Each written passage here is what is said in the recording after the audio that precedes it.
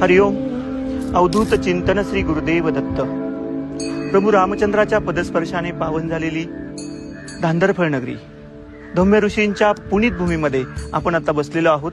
म्हणूनच धौम्य ऋषींच्या नावावरून या भूमीला पडलेलं नाव धांदरफळ. आज आपण ज्या भूमीत बसलोय त्याच्या पाठीमागे भगवान शंकराचे, भगवान शिवाचं, आशुतोष महादेवाचं, भगवान रामेश्वराचं मंदिराचं काम आहे. हे काम झालेलं आहे. हे काम 30/9/2005 साली मंदिराचा जीर्णोद्धाराच्या कामाला सुरुवात झाली. त्याच्यात पूर्वीचा जो कळस होता तो कळस पाडला, मंदिर पाडलं, मंदिराचा पूर्ण जीर्णोद्धार झाला. या मंदिराचा जीर्णोद्धार करण्याचा कार्यक्रम 2005 मध्ये हाती घेण्यात आला. हरिओम परिवाराच्या वतीने हा कार्यक्रम हाती घेण्यात आला. 2010 मध्ये हे मंदिर कंप्लीट झालं. या कामामध्ये अतिशय ऍक्टिव्हपणे, अतिशय कार्यरत राहून हरिओम परिवाराने फार मोठं काम हे या परिसरात केलेलं आहे. आज वृक्षमित्र परिवार, हरिओम परिवार यांनी जो या ठिकाणी 1993 सालापासून जो काही उपक्रम हाती घेतला आहे, त्या उपक्रमाचा आज खऱ्या अर्थानं फलस्तुती झालेली आहे. वृक्षारोपणाच्या संदर्भात आज 1993 सालापासून आपण या मंदिर परिसरामध्ये हजारो झाडांचे वृक्षारोपण केलेलं आहे. त्यानंतर 1998 सालापासून आपण आरती चालू केलेली आहे. आज त्या आरतीला जवळपास 27 ते 30 वर्ष पूर्ण झालेत. हरिओम वृक्षमित्र परिवार पंचक्रोशी धांदरफळ आयोजित श्री गुरुचरित्र पारायण सोहळा हा 2001 पासून काही निवडक मुलांच्या साथीने या ठिकाणी सुरुवात करण्यात आली. आमचे जे 25 वर्ष जे पूर्ण झालेले आहे या चालू वर्षी, का वयाच्या 11व्या वर्षापासून आमची पहिल्यांदा आम्ही गुरुचरित्र पारायणासाठी बसलेलो होतो. बसत असताना त्यावेळी कळते न कळत आम्हाला काही गोष्टींची कल्पना पण नव्हती. पण आज या परिवाराच्या निमित्ताने ज्या पद्धतीनं आमच्या आयुष्याला कलाटणी मिळालेली, जी सत्संगाची ओढ लागलेली, आज ती खूप वाखाणण्याजोगी. आम्ही निरागसपणे ह्या पारायणाला सुरुवात केल्यानंतर गुरुचरित्र पारायणाची आम्हाला खूप मोठ्या प्रमाणावर पहिल्या पारायणामधून फलश्रुती निर्माण झाली. विद्यार्थ्यांमध्ये एक हरिओम हा जो जप आहे त्याचा एक उत्साहपूर्वक जोश निर्माण झाला.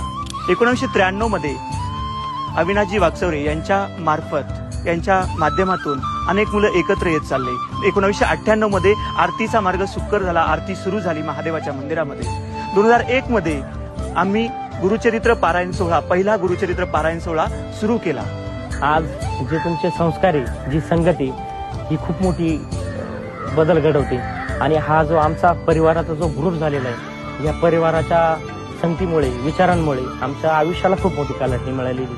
आम्हाला या गुरुचरित्र पारायण करत असताना अनेक वेळाला दिव्य दृष्टी या ठिकाणी दिसून आली. गुरुचरित्र पारायण करत असताना अनेक वेळा मुलांना वेगवेगळ्या त्यांच्या असणाऱ्या समस्या, त्यांच्या नोकरीची समस्या असेल, घरगुती समस्या असेल, किंवा काही प्रापंचिक समस्या असतील, किंवा इतर अडीअडचण असतील, या सर्व समस्या सुटल्यामुळे वर्षानुवर्ष, दिवसेंदिवस गुरुचरित्र पारायण हे प्रत्येकाच्या घरोघरी पोहोचले. यामध्ये सकाळी 8 वाजता पारायण वाचण्यासाठी सुरुवात होते. दुपारी 12 पर्यंत आपण हा पारायण वाचतो. दुपारी 12 ते 1 या कालावधीमध्ये विश्रांतीची वेळ असल्यामुळे प्रसाद घेतो आणि त्यानंतर 3 ते 6 या कालावधीमध्ये पुन्हा आपण पारायण वाचन करतो.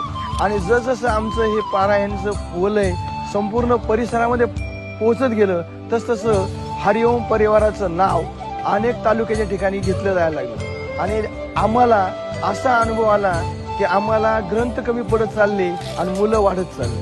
आणि त्यामुळे ह्या गुरुचरित्र पारायणाची महत्त्वी प्रत्येक जण आम्हाला येऊन सांगायला लागला की आम्हाला गुरुचरित्र पारायणामुळे अनेक ठिकाणी अनेक आमची कामे झालेली आहेत, असे आम्हाला स्वतःहून त्यांनी या ठिकाणी प्रतिक्रिया नोंदवल्या.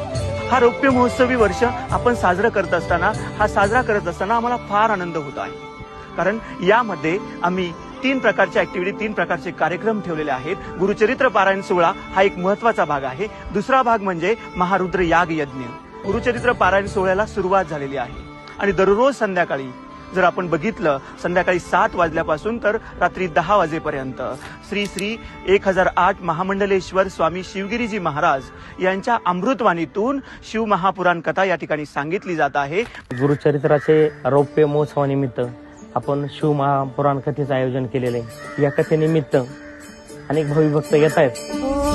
दिव्य सोहळा पाहून डोळा, देह हा माऊली माऊली झाला, रंगी रंगला जीव दंगला,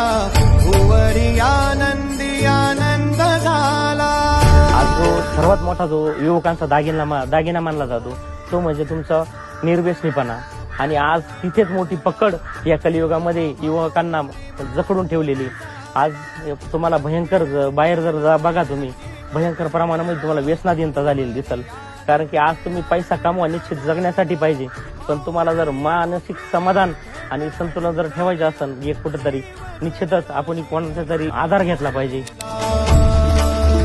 देह विठ्ठल देह विठ्ठल देह विठ्ठल विठ्ठल झाला देह विठ्ठल विठ्ठल झाला नाम घोषात देह हनाला देह विठ्ठल विठ्ठल झाला देह विठ्ठल. आपण जो आज या परिवाराने आम्हाला जो काही विचारधारा आणि चालवलेला आहे भाऊंमुळे ज्या पद्धतीने आम्ही लहानपणापासून जळत गेलेलो आहे, आज निश्चितच आम्हाला वाटते आज ह्या भौतिक जगामध्ये फिरत असताना कुठेही टाका निश्चितच आमचं पाऊल कुठेही घसरणार नाही याचा आत्मविश्वास आम्हाला वाटतो. सध्या आपल्याला माहिती आहे तरुणांच्या पुढे किंवा आईवडिलांच्या पुढे तरुणांच्या बाबतीत आपल्या मुलाच्या बाबतीत फार मोठा प्रश्न उभा राहिलेला आहे.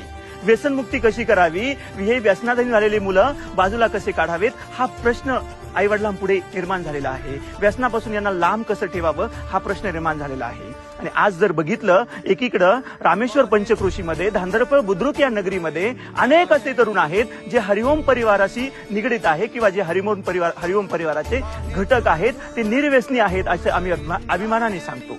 असं का सांगतो? कारण ते आमच्या परिवारात आहेत आणि एक धर्माच्या कार्यासाठी ते आमच्या बरोबर आहेत. हे धर्माचं काम या हरिओम परिवाराने तेव्हा पण हाती घेतलेलं आहे, आज पण त्यांच्या हातात आहे आणि इथून पुढच्या कालावधीमध्ये सुद्धा मोठ्या प्रमाणात त्यांच्या हातात असेल. आणि हरिओम परिवारामध्ये कुठल्याही मुलाला कुठली अडचण आली प्रत्येक परिवार त्याच्या कार्यासाठी त्याच्या कामासाठी धावून जात असतो. आणि त्यामुळे सर्वांची निरळ श्रद्धा हरिओम परिवारावर बसल्यामुळे आणि म्हणून हा गुरुचरित्र पारायण सोहळा आला की आम्हाला एक प्रकारचा आनंद होत असतो. मुळात आईवडिलांना माझा एक संदेश राहील की शिक्षण मुलाला निश्चितच द्या. हे शिक्षण देत असताना तुम्ही आपला सत्संगाचा जो विचार आहे हा लहानपणापासून मुलाच्या मनावरती पेरत राहा आणि कोरत राहा. बाह्य जगाचं जे काही तुम्हाला जे काही आकर्षण आहे हे ठेवा, पण त्याच्याबरोबर आपला जो वारसा आहे जो संस्काराचा वारसा आहे हा जर ठेवला तर निश्चितच तुमचं भविष्यातली पिढी ही चांगली घडल. एवढंच मी सांगू इच्छितो. हरिओम. धर्म टिकला तर सगळं टिकल. आज आपला धर्म चांगला आहे, आपण भगवा म्हणजे हिंदू धर्मात जन्माला आलोय. सगळ्यांनी याच्यात सगळ्यांचं योगदान आहे, सगळ्यांचं आभारी आहे. विनंती आहे सगळ्यांना त्या कार्यक्रमाला या, कार्यक्रमाची शोभा वाढवा एवढी विनंती भगवान रामेश्वर चरणी नतमस्तक होतो. ओम नमः शिवाय. हर हर महादेव. हा 25व्या वर्षाचा म्हणजेच रौप्य महोत्सवी वर्षाचा जो सोहळा आपण या ठिकाणी साजरा करतो आहे, या सोहळ्यामध्ये सर्व भाविकांनी परिसरातील सर्व भाविकांनी या सोहळ्याचा आनंद घेण्यासाठी या अमृतवाणीचा आनंद घेण्यासाठी या परिसरामध्ये उपस्थित राहावे. धन्यवाद. हरिओम. नाम घोषात देह